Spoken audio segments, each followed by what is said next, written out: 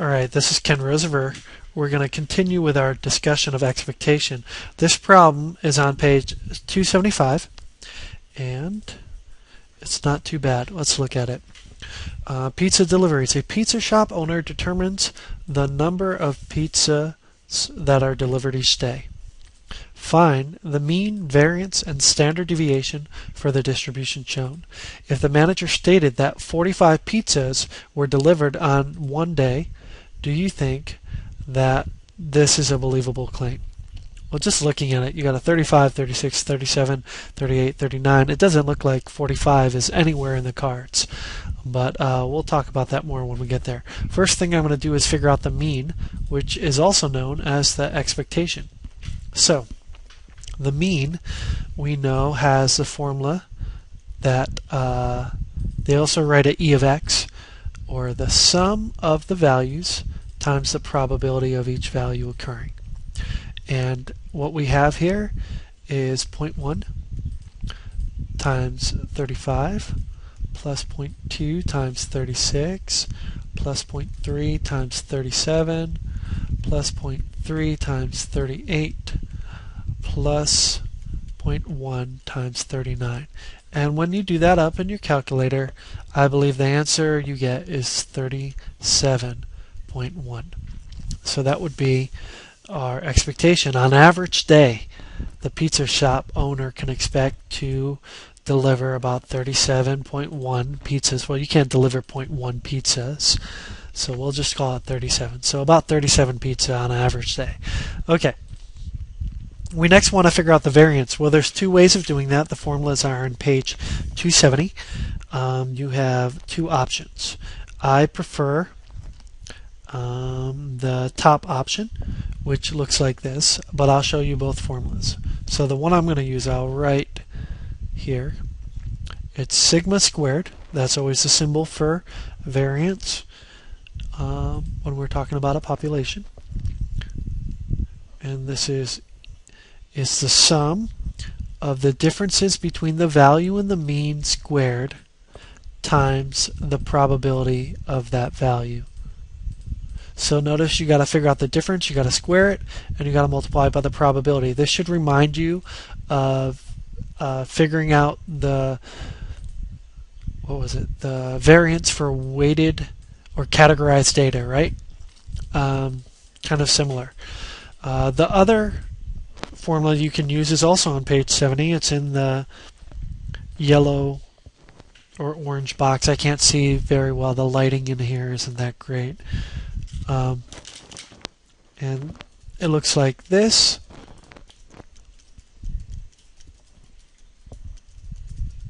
So on this one, you would square the values, multiply them by their probabilities, and then subtract the square of the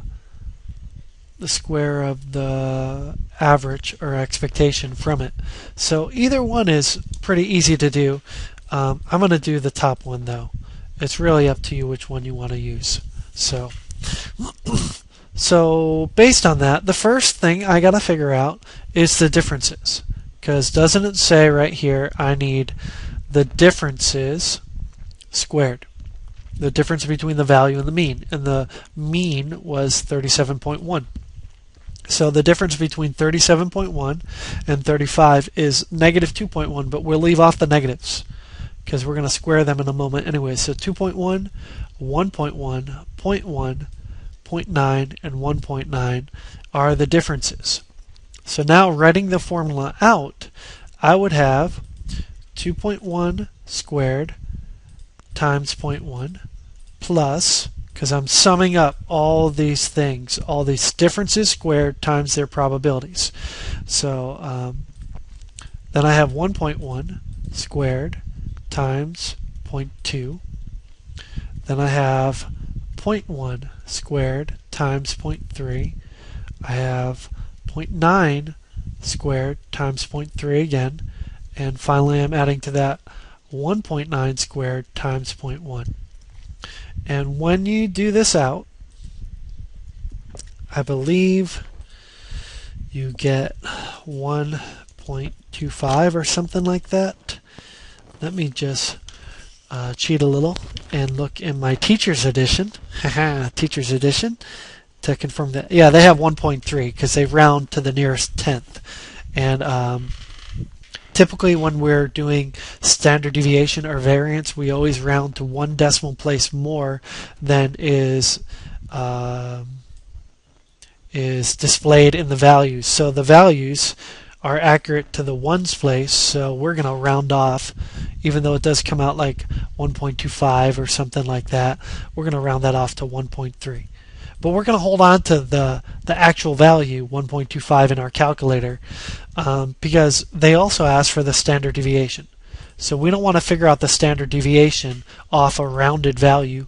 We want to figure out the standard deviation off the unrounded value and then round afterwards.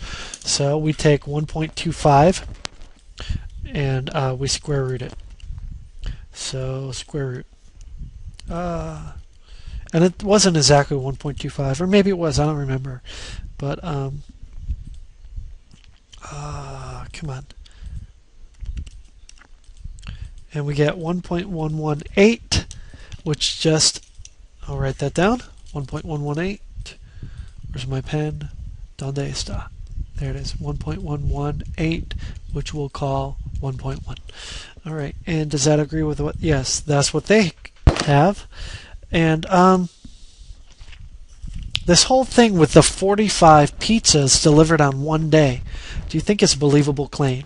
Well, let's just for a second look at the difference between 45 and 37.1. And if you note with me, that's 6.9.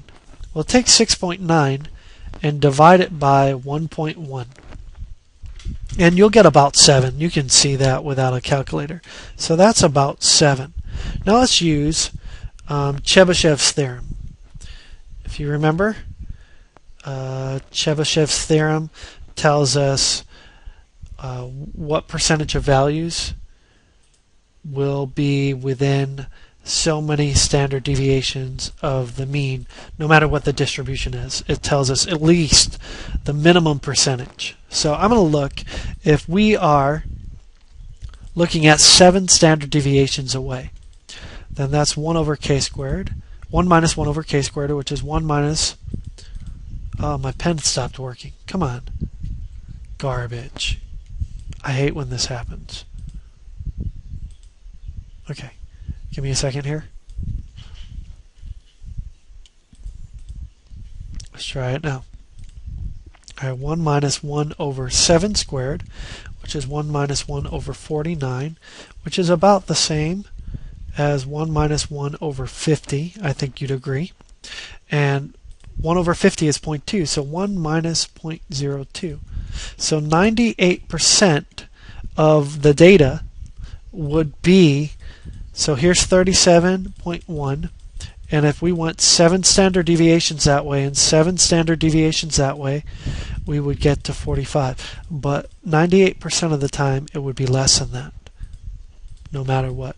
So it's very unlikely that, you know, you only have 1% on either end. So it's very unlikely that this 45 occurred, but it could occur. The book says it's highly unlikely, but perhaps on Super Bowl Sunday. And hopefully that makes sense to you. 7 standard deviations is a lot of distance. And you can see it's not even in the distribution up here. All right, do we have time for another one? Probably not. So we will do another one on the next video. Bye-bye.